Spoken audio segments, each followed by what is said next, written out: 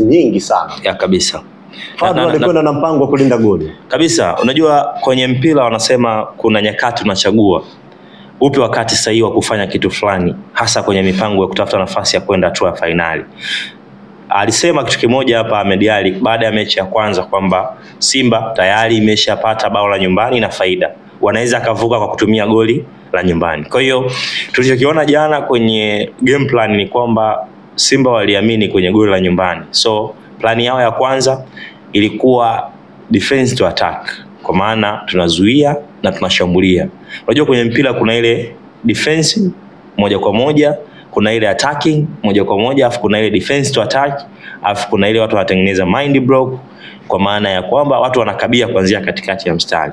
Ukiangalia Simba ilikuwa ni defense to attack, wanazuia kwa idadi kubwa, wakienda kushambulia wanakuwa na tahadhari sana wanaporudi kuzuia. Ndio maana ukiangalia kwenye uhalisia kiuchezaji mfumo ulikuwa unaonekana ni 4-2-3-1. Kwa maana juu Steven Mukwala wanao attack Jean Charles Ahoua, Mpanzu pembeni pamoja na Kibu Denis, lakini kwenye eneo la kiungo Ngoma na Yusuf Kagoma, wakati defense yao Karabwe Shamo, Abdulrazak Hamza, Mohamed Hussein Zimbwe pamoja na Kapombe. Lakini ukiangalia Simba ilivyokuwa inacheza jana, Simba wakiwa wanakwenda kushambulia, mtu anayeongezeka kwenye zile overlapping alikuwa ni Kapombe. Ndio maana uko unaangalia upande wa Kapombe kuna muda alikuwa anaongezeka kwenda kushambulia.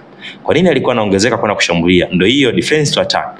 Kwa maana wanapokwenda kushambulia yeye anaongezeka kwenye eneo la kushambulia ili kuruhusu viungo wa washambuliaji wa attack zaidi. Lakini tahadhari kubwa ilikuwa tunapopoteza mpira lazima urudi nyuma kwenda kuzuia. Ndio maana Kapombe timu ikipoteza mpira ana react haraka sana kurudi kuzuia. Hicho kilisababisha Simba isiwe na makali zaidi inapokwenda kushambulia, kwa sababu plani ya Stellenbosch ilikuwa attacking game.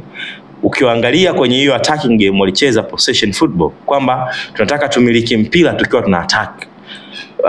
Defense yao Traore walivyokuwa wanacheza pale chini na Morusaini, angalia namna ambavyo mipira mingi walikuwa kiipata, wanaangalia Sahel Nduli amefungua katikati, akifungua wanamwekea pasi. Partnership ya Kiba na Sahel Nduli katikati iliwapa wakati mgumu sana kiuchezaji Simba kupitisha mipira mingi kwenda kwa kina Mpanzu pamoja na Kibu Denis. Ndio maana Simba wakawa wanategemea zaidi reaction baada ya Stellenbosch kufanya makosa. Reaction inakuja vipi? Stellenbosch wakiwa wanakwenda kushambulia, Nduli na mwenzake Kiba wakipiga pasi ambazo zinakwenda pembeni kumtafuta Titus pamoja na De Jong. Pale Titus na De Jong wanapokuwa wamepoteza mpira, ndio nyakati ambazo Simba wanapola mpira kuanzisha mashambulizi ya haraka kwenda kuwashambulia Stellenbosch. Walifanikiwa mara kadhaa. Ndio ile tukaona kadhaa baadhi ya matukio machache, ikiwepo tukio la penalty ambalo VAR ilisema haikuwa penalty halali kwa Kibu Denis kwa mjibu wa picha za marejeo, haikustahili kuwa penalty. Ndio zile movement ambazo Simba walizifanya. Lakini kwa muda mwingi Simba jana hawakuwa wazuri zaidi kwenda kushambulia. Mtu anaweza kujiuliza labda Simba udhaifu huo ulisababishwa na kitu gani? Ulisababishwa na game plan ambayo kocha Fadlu alikuja nayo. Ilikuwa inataka zaidi wawe makini kwenye kuzuia na sio kwenda kushambulia. Ndio maana kipindi cha kwanza Mpanzu hakuwa yule Mpanzu ambaye alicheza Newman Complex pale. Jean Charles Ahoua hakuwa yule Jean Charles Ahoua ambaye hata muda wakati mwingine huwa anajaribu kufanya mikimbio. Lakini pia Kibu Denis mwenyewe hakuwa wao ile kwamba hatari kweli kweli. Kuna muda Kibu ilifika ilikuwa akipewa mpira yani anapiga tu pasi mradi kapiga. Ilikuwa inawarahisishia kazi mabeki wa Stellenbosch kwenda kuondoa mpira, kwa sababu Kibu ana receive mpira katikati yake wako mabeki kama wawili. Sasa akisha receive ile mpira, nani kafanya mikimbio pembeni? Utagundua mikimbio inakuwa sio mingi sana. And of course kocha Fadlu kwangu mimi game kama ya jana unamsifia kwamba game plan yake ilifanikiwa, na kipindi cha pili unaona Mpanzu anajaribu kufungua booster sio mara moja, takriban mara mbili. Hakufanikiwa kwa sababu kocha Fadlu alishamwambia kwamba mmoja kati ya wachezaji ambao wana uwezo wa kulazimisha mpinzani afanye makosa kwenye box ni wewe. Kwa hiyo alikuwa anajaribu kufungua kwamba kama watafanya makosa muda huu basi upate goli ili tuwe na wakao kuwa na magoli mengi. Lakini aliona ile game plan yake bado haifanikiwi sana. Kwa sababu gani? Bado Stellenbosch wanabaki kwenye mpango wao mkakati, wanataka goli la nyumbani. Kwa hiyo akafanya substitution za kwenda kuongeza umakini zaidi kwenye kuzuia. Anaingia mtu kama Valentine Ouma kwa ajili ya kupata nguvu mpya upande wa kushoto. Anaingia Deborah Fernandez Mavambo, manake unatoa mtu ambaye anaweza akaattack na kulisogelea goli zaidi. Jean Charles Ahoua, yes, inawezekana sio bora kwenye hiyo, wanasema kwenye kutengeneza nafasi nyingi, lakini ni mzuri anapokuwa na mpira, ana uwezo kupiga mashuti ya mbali, anaweza kusababisha faulo, anaweza akamfanya mpinzani akamfuata yeye na kuruhusu space kwa mawinga wake wakakimbia. Tafsiri ya kumtoa Ahoua na kumuingiza mtu kama Deborah Fernandez Mavambo, alitaka nguvu katikati ya uwanja kwenye kukaba. Ndio maana unaona anaingia Deborah Fernandez Mavambo, manake unakuwa na viungo watatu ambao kiasilia wanakupa energy katikati. Unakuwa na Mavambo, Fabrice Ngoma, Yusuf Kagoma. Hao wote watatu wana uwezo wa kukaba, wana uwezo wa kuchukua mpira na pengine kuupiga pembeni kushoto ama kulia. Na Simba kipindi cha pili, uliona namna ambavyo walikuwa wanacheza, walirelax, wakataka mechi iwe katikati. Bato kati ya viungo wa Stellenbosch na Simba ikawa kubwa sana, na Simba wakawa wamefanikiwa kwenye ile eneo. Plus game plan ya kumuingiza Shefondo Malone. Malone anaingia kwa lengo zaidi la kwenda kuimarisha ulinzi.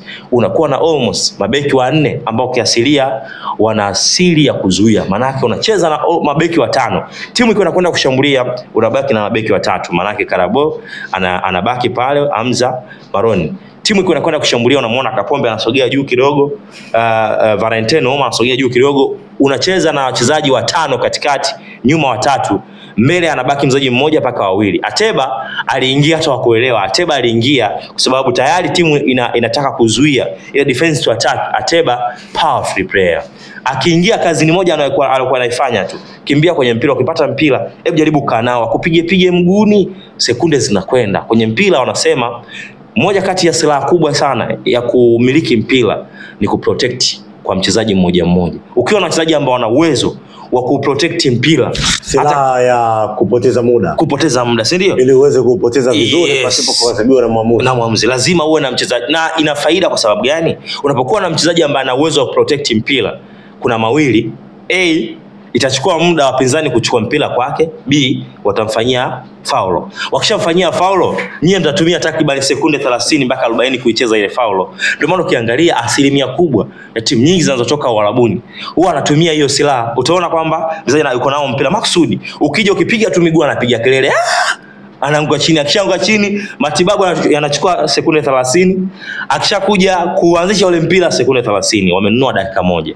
Kwenye mpira wa miguu, mpinzani akinunua dakika moja kwa staili hiyo, mentally kama hamko vizuri wapinzani, mnaanza kuhisi kwamba mbona wanapoteza muda.